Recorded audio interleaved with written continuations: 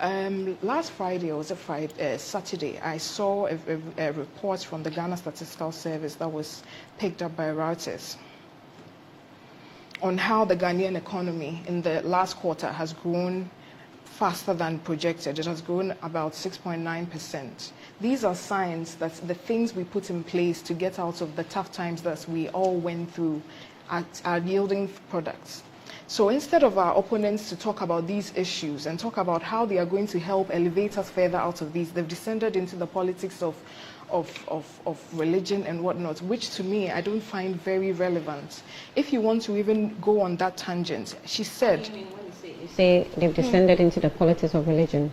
We sat here, you asked about what was done in the Zongo communities. I didn't hear my elder sister here say anything about what concretely was done. Was it? It just went about meandering about how NDC has always been for Muslims, and even on that, I don't see how. To me, looking at the back, I could say that the NDC has always used my Muslim brothers and sisters for the lower jobs, if I'm allowed to say that. You're not allowed to. In contrast, the NPP has always presented, since the Fourth Republic started, we've always presented a Christian Muslim tickets to balance things out. So if you are looking at it objectively, we've shown a greater commitment to our Muslim brothers and sisters. And we elected Dr. Mahmoud Bawumia, not because, as I said earlier, not because he's a Muslim, but absolutely based on merits. The fact that he was a Muslim was an added bonus. We were here when leading members of the NDC said it will never happen. Oh, the MPP would never give the nod to Dr. And he has been given the nod, and he has the full backing of everybody. Even people he contested with in the primaries are with him now campaigning. And he's done a lot for the Zongo communities. We have a whole book.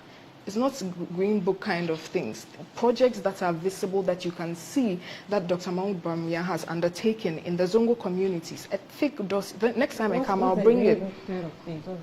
Lots of things in the green book that are supposed to be completed. You go and then it's not even completed. They even put the government hospital Aferi and Sewa there. How many years ago was this green book done? Up till now, the hospital is yet to be. We are about to commission it soon. So that's what I mean. These things that we are talking about, the book that I'll bring to you, has projects that are being used now, like the rehabilitation of the Kumasi Central Mosque, the Yendi Mosque. No, it was done even by a benefit. It wasn't done by the party, by an independent person who, went around. Yes, and I'll bring it to you. Just on what has been done. Yes, just on what has been done in the Zongo communities. As I was talking about the rehabilitation of the mosque, the Kumasi Central Mosque, the Yendi Central Mosque, the Astro Test in Wale Wale, with 40 Zongo youths in Cuba with scholarships. That project has been undertaken. An ICT center in Bolgatanga. And again, please forgive me if I don't get the pronunciations right. A craft center has been done in Savnarigo.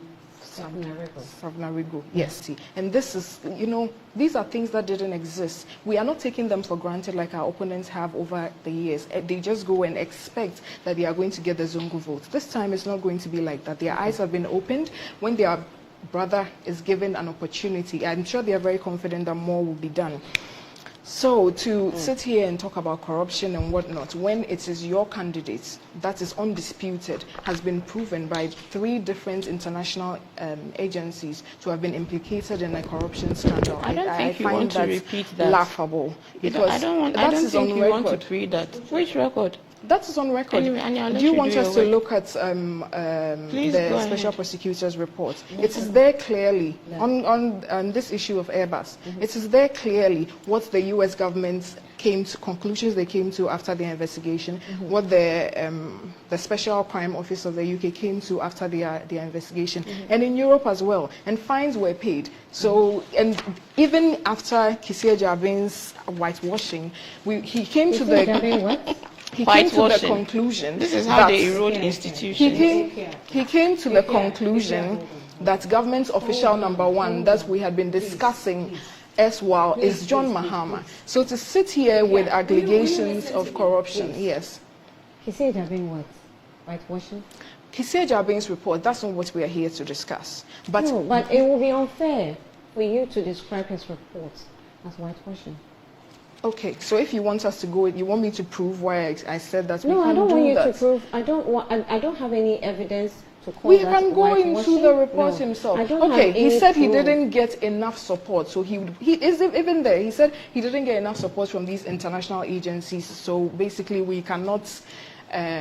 He used a particular word which I unfortunately cannot remember. Basically, he didn't get enough support, so it's not exhaustive, if I can translate it loosely. But what we can take from that report is that in the US, in the UK, and in Europe, all these governments... Can you quote the conclusion of I'll find it for you as we report? go on. When we are done with this, I will find what he said, and then I'll show you. In the conclusion of that report, he did say Mr. Mahama was government official number 1. Is that true or false? In the conclusion? No. At the end of the report, he did say that. Or are we trying to dispute that he did not accept the fact that Mr. Mahama was government official number 1? He was identifying name tags of persons implicated in the scandal. Okay.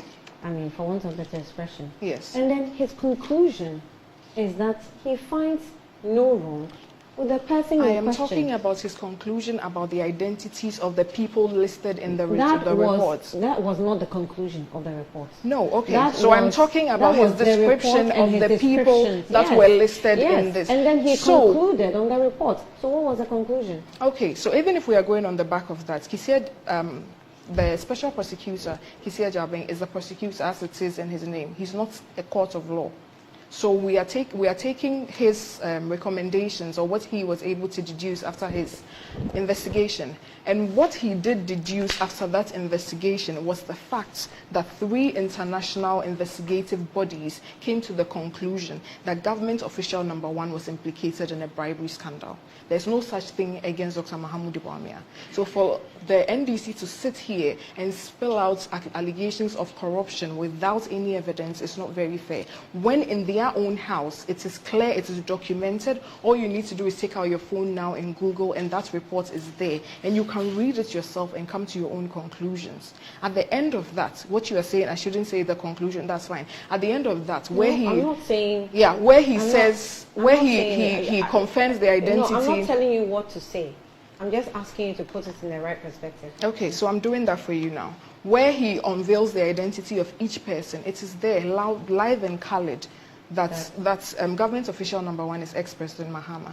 When this whole thing started, on the issue of arrogance as well, we are going to segue into that. When this whole issue started, and Martin Amiju, the previous special prosecutor, said Mahama was government official number 1, a lot of insults were thrown his way, even by the President Mahama himself, and I will quickly find you what he said. So to say arrogance of power and all of that against one person that the whole country agrees is a very humble politician, it's not being very fair to us. So another really beautiful thing I saw today, moving away from the politics of religion, because it's very important that we are united as a people. It is, it's very important that we are united as a people. Christians, Muslims, we are all Ghanaians, we are all one people. And as certain people believe, we even are all serving one God. What I found really beautiful is that over the weekend, Dr. Bawumia was in the central region, Esikuma, in the Catholic Church, and the reception that he received from them. This shows the acceptance by everybody. Like nobody is looking at Dr. Mahamudu Bawumia as just a Muslim. We are looking at his caliber, his record, and the passion this man has for making Ghana a better place. That's what is important, not the fact that he's a Muslim and the NPP may or might not give him another nod if he loses. That's our problem, and we'll deal with it. And I'm very confident that we are going to win this election in December 7th, so there will not even be a need for that. Let us not be deceived. Nobody introduced religious politics other than the New Patriotic Party and their Muslim candidate. You have the reports to show for them. Who is the Muslim candidate on the ticket? Is it the NDC candidate? It's not. That's why I said that I don't want to offend, because they are sensitive matters and we shouldn't be invited into this kind of conversation. It is Dr. Mahamudu Bawumia, it is the NPP who go into the Muslim communities and tell them that for the first time you should vote to have a Muslim president. It is a Muslim cleric who is telling people that they should vote for him because he's a Muslim, and this may be the last time. That is what we don't want. If you are talking about Muslim, you don't know that John Muhammad's mother was a Muslim, a devout Muslim at that. Or they don't even know that Mahmoud Bawumia's father was a founding member of the NDC. Do they not know that? I'm sure my sister doesn't know that. So please, nobody, let me just clarify strongly that the religious politics has been introduced by the New Patriotic Party, and they know it. Dr. Mahmoud Bawumia goes to visit, and don't mix Zongo communities with northern region. Projects that you may have in the northern regions are not necessarily Zongo projects. Zongo communities are across, every region has Zongo communities, so that's how broad it is.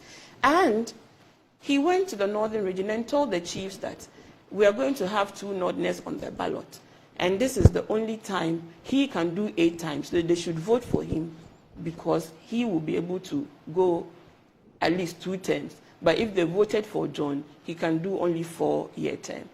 I've gone to Fulani communities are coming to tell us that the second lady comes to tell them that they should vote for her husband because they are going to have a Fulani second lady. These are not things we should be promoting, but this is what is happening on the ground. You cannot pretend not to know that these are the conversations. And if you're going there saying these things, we need to respond so that our people will know that these are not the considerations that must determine who comes and becomes a president. In fact, we want you to base the argument on competence and not very tribal religious lines. Okay. So let's avoid the religious conversations. She speaks about corruption.